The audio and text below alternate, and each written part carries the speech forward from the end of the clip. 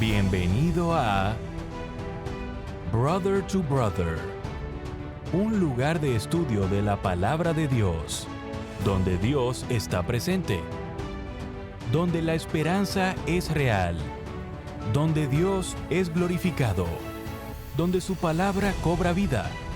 Escuela sabática, reflexiones, estudios bíblicos y más. Gracias por estar aquí.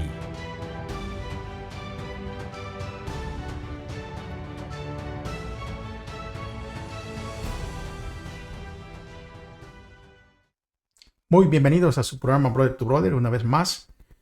Reciban mis saludos, soy Gerson Anaya y estoy contento de poder compartir estas lecciones con ustedes, este estudio de escuela sabática. Agradecemos a Dios por el cuidado y por permitirnos llegar cada semana a poder compartir con ustedes a través de esta plataforma. Gracias a todos aquellos que se han suscrito, gracias a aquellos que comparten estas lecciones. Gracias porque continúan estudiando en sus casas. Vamos entonces a comenzar. Antes de hacerlo, les quiero recordar que por favor tengan su Biblia a mano, que tengan su folleto de la lección o cartilla, como le llaman en algunos lugares, y también algo con que apuntar. Así que vamos entonces a poder orar todos juntos. Así podemos invitar al Espíritu Santo a que sea Él el que nos dirija, el que sea Él nuestro maestro en este repaso. Me acompañan reverentemente, por favor. Señor, queremos darle gracias por la vida que nos permite tener, por la salud. También le damos gracias, Señor, por este medio en el cual nosotros podemos compartir y estudiar todos juntos para aprender más, Señor, acerca de su amor, acerca de la vida eterna que usted nos ofrece. Ayúdenos a comprender cada enseñanza. Ayúdanos a poder apreciar y retener cada enseñanza, pero sobre todo a practicarla en su momento debido. Todo, Señor, se lo pedimos en el nombre de Jesús. Amén. Bien, mis hermanos, el título ya lo tienen en pantalla. La resurrección, ¿verdad? Antes de la cruz. Y vamos entonces a poder nosotros leer ese versículo de memoria que va a estar ahí en Juan capítulo 11 y versículo 25 y 26, que dice de la siguiente manera. Le dijo Jesús: yo soy la resurrección y la vida. El que cree en mí, aunque esté muerto, vivirá. Y todo aquel que vive y cree en mí no morirá eternamente. ¿Crees esto? Juan 11, 25 y 26. Todas las referencias del Antiguo Testamento acerca de la resurrección que hemos visto hasta ahora se basan mayormente en expectativas personales. Miramos la historia de Job, podemos ver el libro de Hebreos, el libro de Salmos, que nos hablaban de muchas promesas, incluso el libro de Daniel del capítulo 12, donde habla de promesas futuras. Sin embargo, también tenemos registros inspirados de casos en los que hubo gente que realmente resucitó de entre los muertos. La primera resurrección fue la de Moisés. Luego también resucitaron el hijo de la viuda de Sarepta y el hijo de la Sunamita. Cristo, cuando estuvo aquí en la carne, resucitó al hijo de la viuda de Naín, a la hija de Jairo y luego a Lázaro. Estos casos confirman la enseñanza bíblica de la inconsciencia de los muertos. ¿Por qué decimos esto? Porque en ninguno de los casos que ya hemos leído, ni en ninguna otra narración bíblica de resurrección, se hace mención de una supuesta experiencia más allá de la muerte. Es por eso que esta semana reflexionaremos con más detenimiento sobre las resurrecciones que tuvieron lugar antes de la muerte y la resurrección de nuestro Señor Jesús. Vamos entonces a pasar allí rápidamente. Vamos a ver al día domingo. Y el día domingo nos habla de la resurrección de Moisés. Para entrar en este contexto, saber de lo que estamos hablando, vamos a leer Judas 9, que dice: pero cuando el arcángel Miguel contendía con el diablo, disputando por el cuerpo de Moisés, no se atrevió a proferir juicio de maldición contra él, sino que dijo: el Señor te reprenda. Ahora leamos en el libro de Lucas, el capítulo 9, versículo 28 al 33. Mire lo que dice. Aconteció como 8 días después de estas palabras que tomó a Pedro, a Juan y a Jacob y subió al monte a orar. Y entre tanto que oraba, la apariencia de su rostro se hizo otra y su vestido blanco y resplandeciente. Y aquí 2 varones que hablaban con él, los cuales eran Moisés y Elías, quienes aparecieron rodeados de gloria y hablaban de su partida que iba Jesús a cumplir en Jerusalén. Y Pedro y los que estaban con él estaban rendidos de sueño, mas permaneciendo despiertos, vieron la gloria de Jesús y a los 2 varones que estaban con él. Y sucedió que apartándose de ellos, Pedro dijo a Jesús: Maestro, bueno es para nosotros que estemos aquí, y hagamos 3 enramadas, una para ti, una para Moisés y una para Elías, no sabiendo lo que decía. ¿Qué evidencias encontramos en la resurrección corporal de Moisés en estos pasajes que acabamos de leer? Porque algunos de los padres de la iglesia griega de Alejandría argumentaban que cuando Moisés murió, se vieron 2 Moiséses, uno vivo en el espíritu y otro muerto en el cuerpo. Un Moisés que ascendió al cielo con los ángeles, el otro enterrado en tierra. Esta distinción entre la hipótesis del alma y la sepultura del cuerpo podría tener sentido para quienes creen en el concepto griego del alma inmortal. Pero, amigos y hermanos, esta idea no es lo que la Biblia enseña y no es lo que la Biblia apoya. Como leímos en Judas 9, allí se confirma la enseñanza bíblica de la resurrección del cuerpo de Moisés. Porque la disputa era sobre el cuerpo de Moisés y no sobre ninguna presunta alma sobreviviente. Lo que se estaba allí disputando era el cuerpo de Moisés. Ahora vamos a leer Deuteronomio 34, versículo 5 y versículo 7, para leer lo que sucedió con Moisés. Dice el versículo 5: Y murió allí Moisés, siendo siervo de Jehová en la tierra de Moab, conforme al dicho de Jehová. Y lo enterró en el valle, en la tierra de Moab, enfrente a Bet-peor, y ninguno conoce el lugar de su sepultura hasta hoy. Era Moisés de edad de 120 años cuando murió.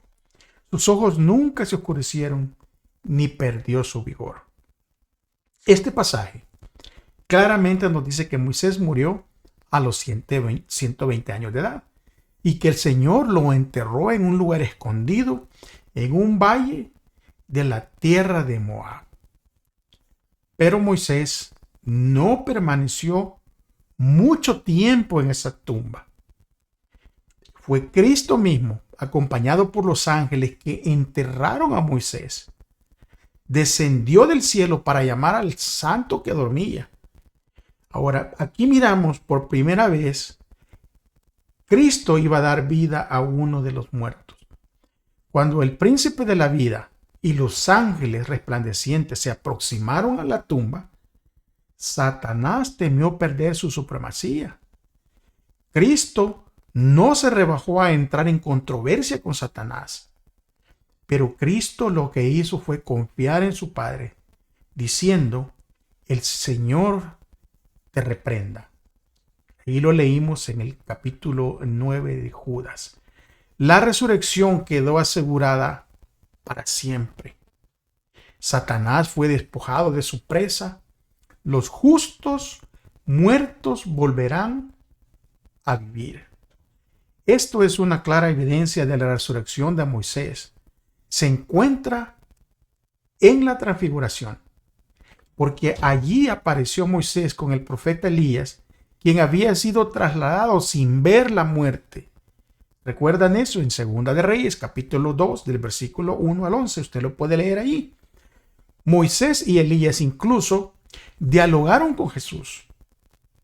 Dice y en Lucas 9, 28 al 36, y aquí dos varones que hablaban con él, los cuales eran Moisés y Elías, quienes aparecieron rodeados de gloria. La aparición de Moisés, prueba de la futura victoria de Cristo sobre el pecado y la muerte, se describe aquí en unos términos claros.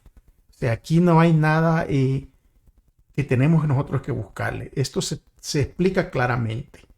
Porque fueron Moisés y Elías, no sus espíritus. A fin de cuentas, ponga atención, a fin de cuentas, Elías no había muerto, porque él fue llevado hacia el cielo. Entonces, quienes se aparecieron a Jesús allí, claramente que fue Moisés y Elías, en una forma tal y como eran. A Moisés, hermanos y amigos, no se le permitió entrar en la Canaán terrenal. Pero, si ustedes se dan cuenta, él fue llevado a la Canaán celestial. ¿Qué nos enseña esto acerca de que Dios es poderoso para hacer todas las cosas mucho más abundantes de lo que pedimos o aún de lo que nosotros entendemos? Porque según el poder de Él que actúa en nosotros. Gracias a Dios por nuestro Señor Jesús, que tiene el poder de recrear y de darnos la vida. Vamos entonces a pasar al día lunes, y en el día lunes vamos a ver dos casos del Antiguo Testamento. En Primera de Reyes, capítulo 17 y versículo de 8 al 24 está la primera historia, y en Segunda de Reyes, el capítulo 4 y versículo 18 al 37.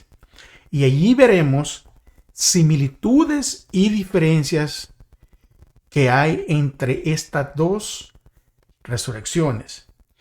En Hebreos 11 se menciona que por fe las mujeres recibieron sus muertos mediante resurrección. Hebreos 11, versículo 35.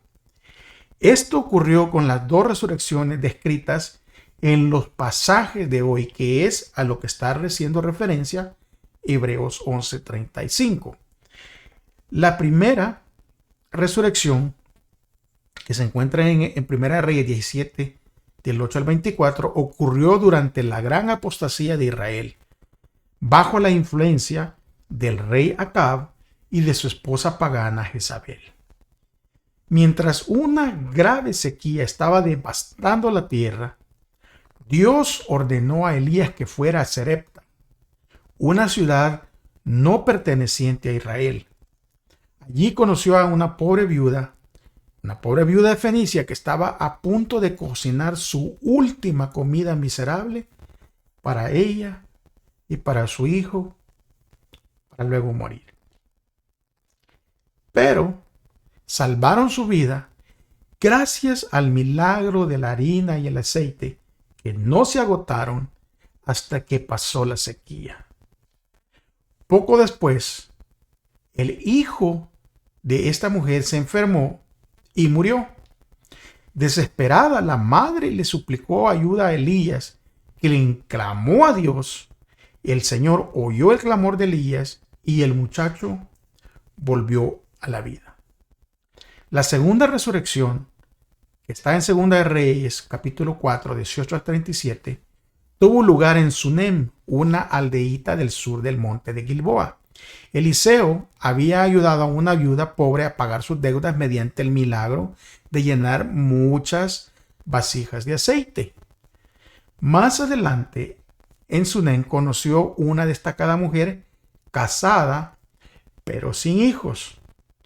El profeta le dijo que tendría un hijo, y sucedió según lo predicho. El niño creció y era sano, pero un día este niño enfermó y murió. La mujer sunamita fue al monte Carmelo y le pidió a Eliseo que le acompañara para ver a sus hijos. Para ver a su hijo. Eliseo oró persistentemente a Dios y finalmente el niño revivió. Estas mujeres tenían diferentes trasfondos, pero tenían algo que era similar. Ellos tenían la misma fe, esa fe que salva. La viuda fenicia recibió al profeta Elías en un momento extremadamente difícil, cuando no había un lugar seguro para él en Israel. La sunamita y su esposo construyeron una habitación especial donde el profeta Eliseo podría hospedarse, podría quedarse allí cuando él pasara por esa región. Cuando los dos niños mueren, sus fieles madres apelan a estos profetas de Dios y tuvieron el gozo de ver a sus hijos resucitar. Estas dos historias son maravillosas, pero por cada una de ellas, ¿cuántos otros relatos desconocidos habrán que no tuvieron respuestas milagrosas como estas? Esto nos debería de enseñar el triste hecho acerca de la centralidad de nuestra fe en la resurrección prometida hacia nosotros para el tiempo del fin. Tenemos que estar seguros de la resurrección. Tenemos que estar seguros de esa esperanza, porque posiblemente nos toque pasar al descanso. Pero para los muertos en Cristo no todos terminan ahí. Esto es apenas una pausa en nuestra vida. Vamos a pasar entonces al día martes. El día martes habla acerca del hijo de la viuda de Naín. La Biblia dice que Jesús anduvo haciendo bienes y sanando a todos los oprimidos por el diablo, porque Dios estaba con él, de acuerdo al libro de Hechos, capítulo 10 y versículo 38. De hecho, todos los evangelios están colmados de relatos en los que Jesús sirve a muchas almas necesitadas y heridas, razón por la que más adelante muchos judíos llegaron a creer en que Jesús era el Mesías prometido. Al mirar todos estos milagros, al mirar todas las obras que Jesús hacía, quedaron convencidos muchos de que Jesús era realmente el Mesías. Había aldeas enteras donde no se oía un solo gemido de dolor en ninguna casa, porque Jesús había pasado por ellas y había sanado a todos los enfermos. Sus obras que hacía Jesús demostraban su unción divina, y en cada acto de su vida revelaba amor, misericordia, compasión. Su corazón rebosaba de tierna consideración por todos los seres humanos. Él, Jesús, se revistió de la naturaleza humana para poder solidarizarse con nosotros en nuestras necesidades. Los más pobres y humildes no tenían temor de acercarse a Él. Aún los niñitos se sentían atraídos hacia Él. Nosotros leemos allí en Lucas capítulo 7, versículo 11 al 17. ¿Qué diferencia importante hay entre lo que sucedió en esta resurrección y la resurrección que miramos ayer? Miren lo que dice el capítulo 7, versículo 11 en adelante. Aconteció, dice, que después que él iba a una ciudad llamada Naín y marchaba juntamente con él bastantes de sus discípulos y una gran multitud. Cuando llegó cerca de la puerta de la ciudad, he aquí que sacaban a uno a enterrar. Era hijo único de su madre y ella era viuda, y estaba con ella un grupo considerable de la ciudad. Cuando el Señor la vio, fue movido a compasión sobre ella y le dijo: no llores. Él se acercó y tocó la camilla mortuaria, y los que lo llevaban se detuvieron, y él le dijo al joven: a ti te digo, levántate. Entonces el muerto se incorporó y comenzó a hablar, y él se lo dio a su madre. el temor se apoderó de todos y glorificaban a Dios diciendo: un gran profeta ha surgido entre nosotros y Dios ha visitado a su pueblo. Y esto que se decía de él se divulgó por toda la Judea y por toda la región circunvecina. Durante su ministerio en Galilea, Jesús sanó a los enfermos y expulsó demonios. Y en cierta ocasión, él y sus seguidores estaban aproximándose a estas puertas de Naúm, cuando una procesión fúnebre salía por esas puertas y en el ataúd abierto estaba el único hijo de una viuda que lloraba desconsoladamente. Ahí podemos mirar a Jesús, lleno de compasión por la madre afligida. Jesús se acercó a esta madre y le dijo: no llores. Entonces Jesús le volvió hacia el hijo muerto con el ataúd y le ordenó: joven, te digo, levántate. Y este muchacho resucitó y le fue entregado a su madre. Aquí podemos ver que la presencia de Jesús cambió completamente el escenario. Y muchos que habían presenciado el milagro supieron no solo que había sucedido algo asombroso, sino que además que alguien especial, y ahí la escritura dice que lo llamaron un gran profeta, estaba entre ellos. La viuda de Fenicia, como la viuda sunamita, habían perdido ayuda a Elías y a Eliseo, respectivamente. Pero la viuda de Naín recibió ayuda sin que ella lo pidiera. Esto significa que Dios se preocupa por nosotros, incluso cuando no podemos pedirle ayuda o nos sentimos indignos de hacerlo. Jesús vio el problema y lo resolvió. Esto es una característica de Jesús a lo largo de todo su ministerio. La verdadera religión implica cuidar a los enfermos, cuidar a los huérfanos, cuidar a las viudas, a todos aquellos necesitados que nos rodean, de acuerdo con Santiago 1:27. Aunque obviamente no podremos hacer todos los milagros que hizo Jesús, pero preguntémonos, ¿qué podemos hacer para servir a quienes sufren a nuestro alrededor? ¿Qué podemos hacer por aquellos más necesitados en estos tiempos tan difíciles que estamos viviendo? Porque el solo tener un corazón que quiera ayudar, que quiera suplir las necesidades de aquellos necesitados, es un gran milagro.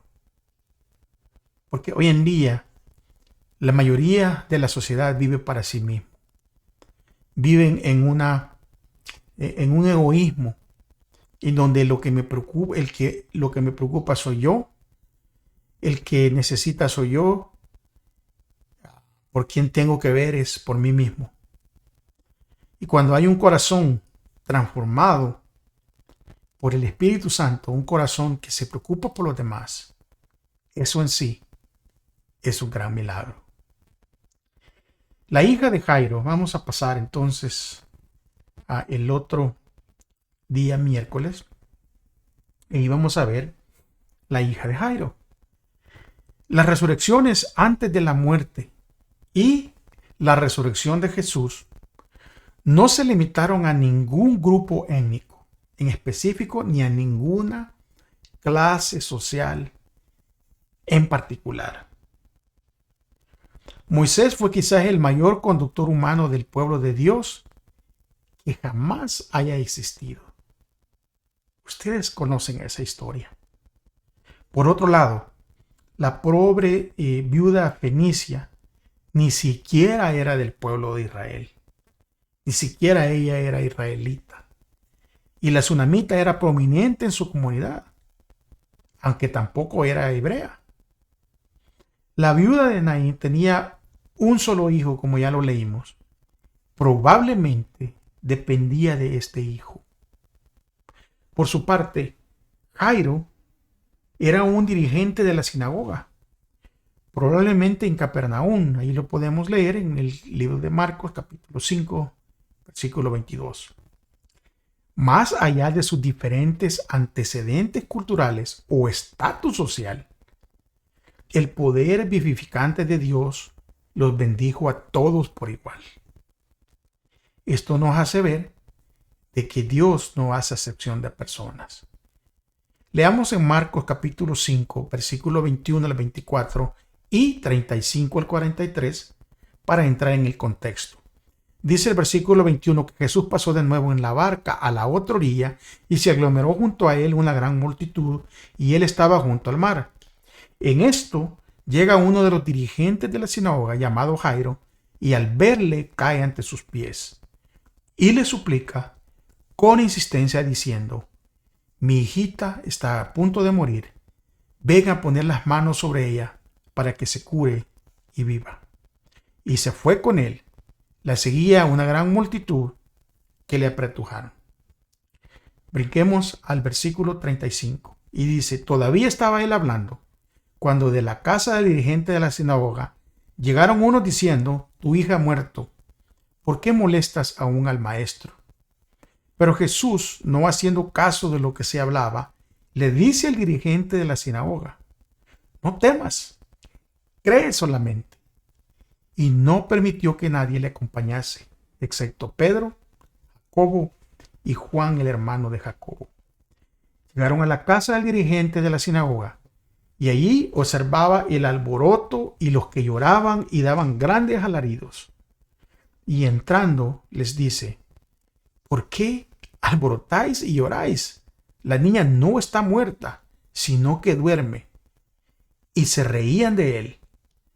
Pero él, después de echar fuera a todos, toma consigo al padre y la niña y a la madre y a los que estaban con él, y entrando donde estaba la niña, la tomó de la mano y le dijo: Talita Kumi, que traducido significa: muchacha, a ti te digo, levántate.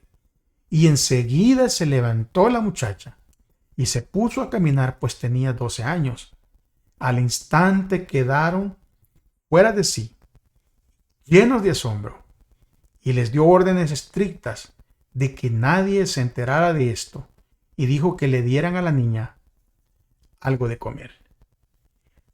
¿Qué podemos aprender de la muerte a partir de las palabras de Cristo? La niña no está muerta, sino que ella duerme. La hija de Jairo, de 12 años, que ya hacía mortalmente enferma en su casa.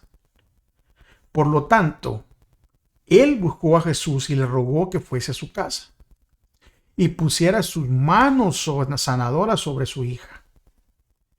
Pero antes de que pudieran llegar allí, alguien ya llevó la triste noticia: tu hija ha muerto. ¿Para qué molestas al maestro? Entonces Jesús le dice al padre afligido: no temas, cree solamente. De hecho, todo lo que el padre podía hacer en ese momento era confiar totalmente en la intervención de Dios. Era lo único que podía hacer. Al llegar a la casa, Jesús les dijo a los que estaban ahí reunidos que por qué alborotaban y por qué gritaban y por qué lloraban de esa manera. Si la niña no está muerta, sino que la niña está durmiendo. Pero típico, ¿verdad?, de las personas que no tienen fe o que no conocen el poder de Dios. Ridiculizan al Señor Jesús. O sea, lo ridicularizaron de una manera, se rieron de él. Pero ¿por qué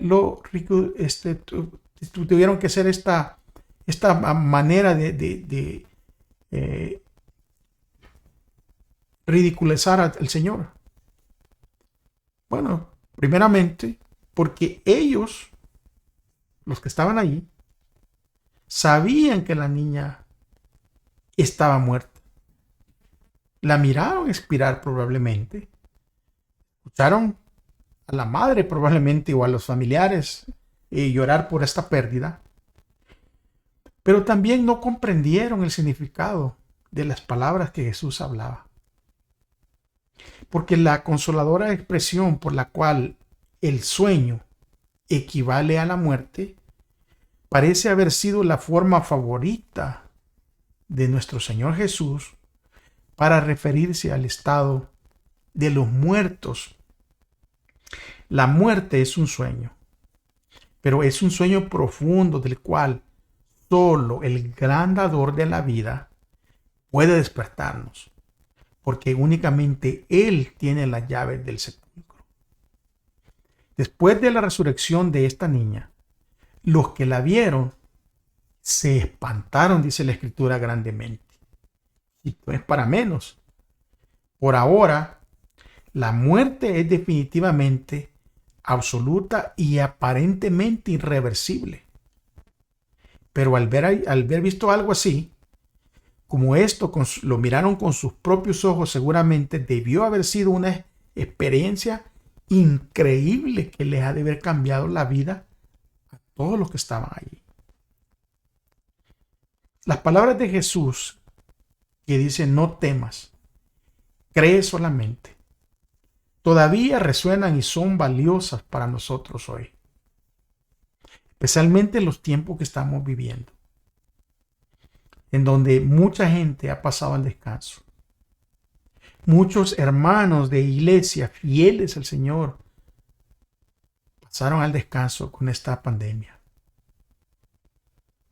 Y aunque ha habido dolor por la separación física, hay una gran esperanza. Porque las palabras de Marcos 5:36 pronunciadas por Jesús, no teman, crean solamente, también son para nosotros.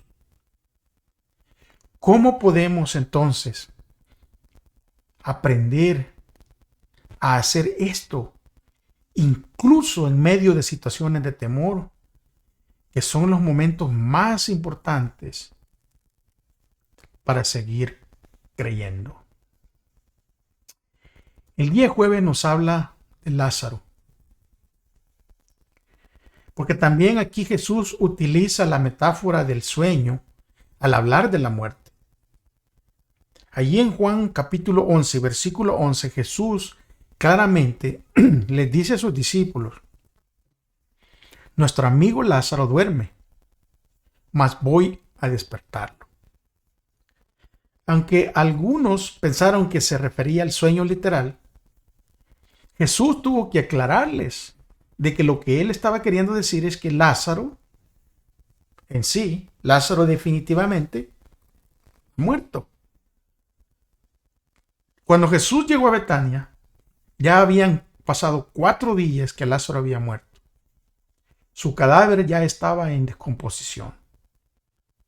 Cuando un cuerpo comienza a descomponerse al punto de heder, no cabe duda, hermano, que la persona está muerta.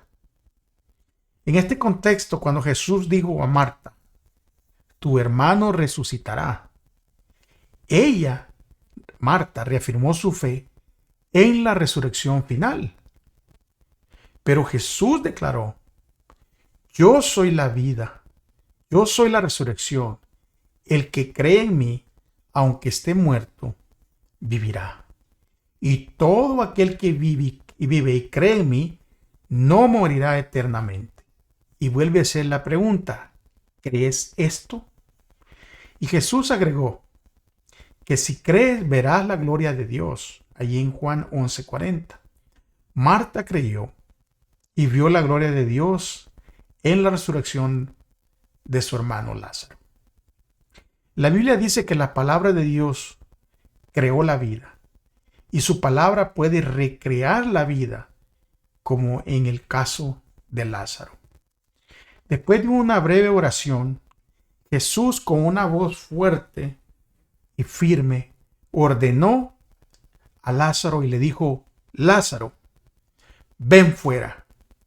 Inmediatamente, estas personas presenciaron el poder vivificante de Dios, el mismo poder que llamó a nuestro mundo a la existencia y el mismo poder que al final de los tiempos devolverá la vida a los muertos en la resurrección final. Al resucitar a Lázaro, Jesús demostró que tenía el poder de vencer a la muerte. Jesús demostró quién es Él.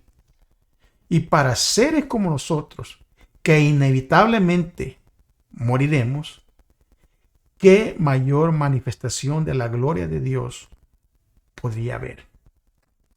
Leamos ahora Juan capítulo 11, versículo 25 y versículo 26. Jesús les dijo: yo soy la resurrección y la vida. El que cree en mí, aunque haya muerto, vivirá. Y todo aquel que vive y cree en mí no morirá eternamente. ¿Crees esto? En un renglón Jesús habla de los creyentes que mueren y en el siguiente dice que los creyentes nunca morirán.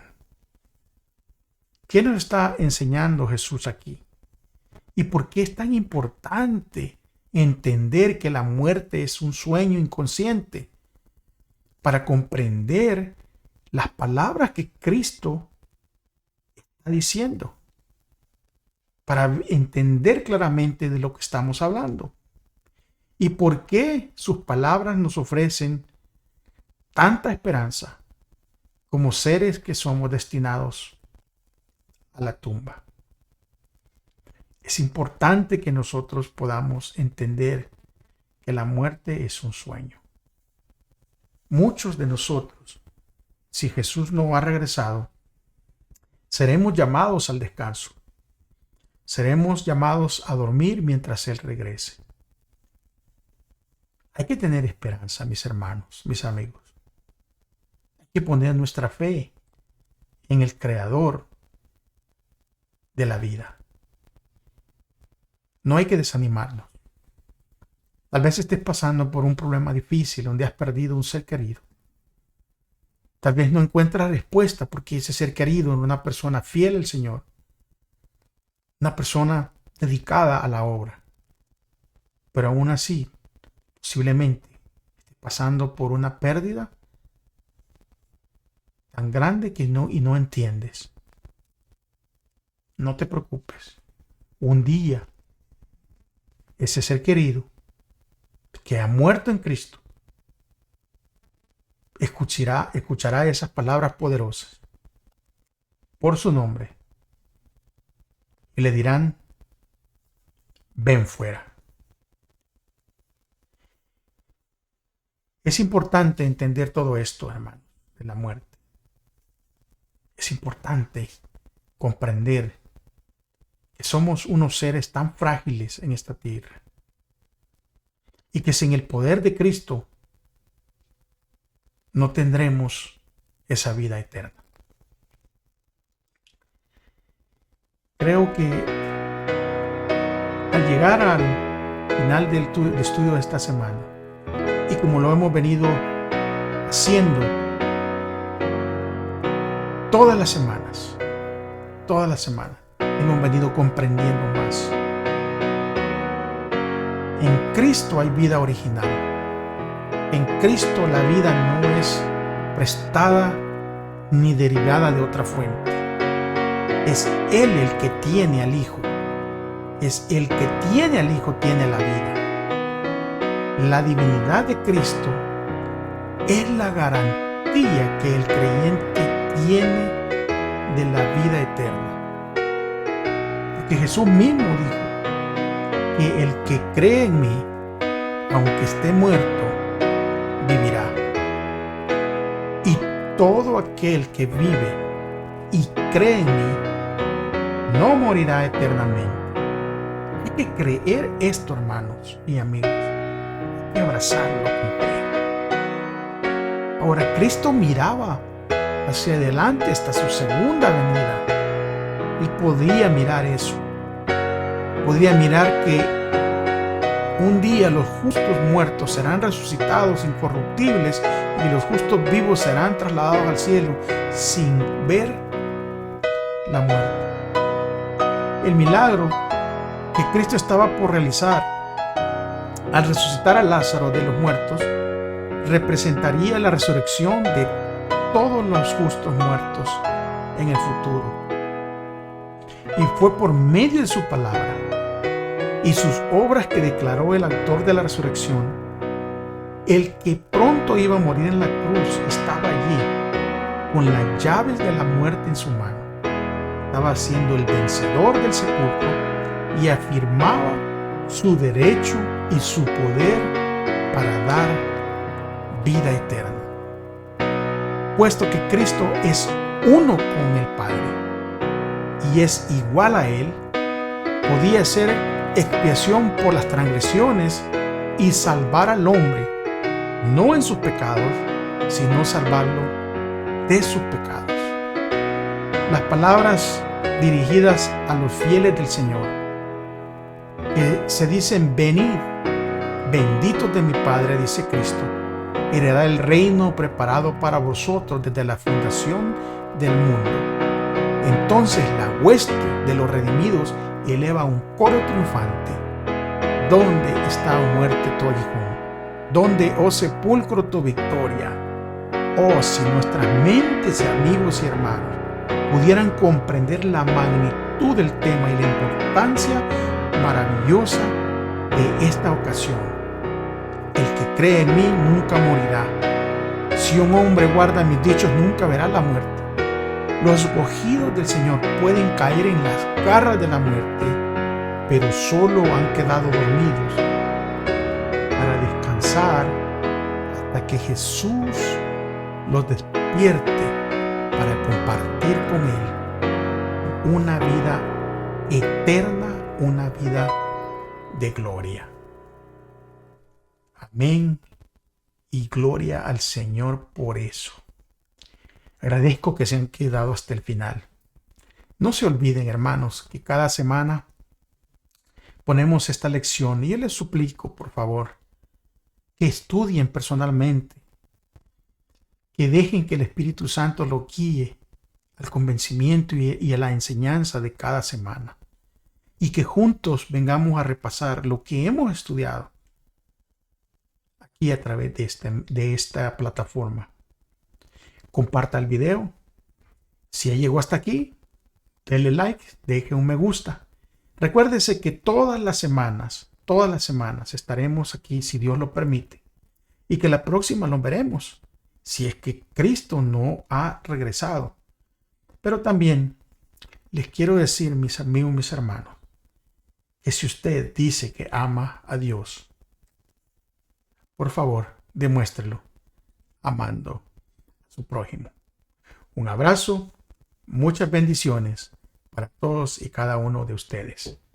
Hasta la próxima, si Dios lo permite.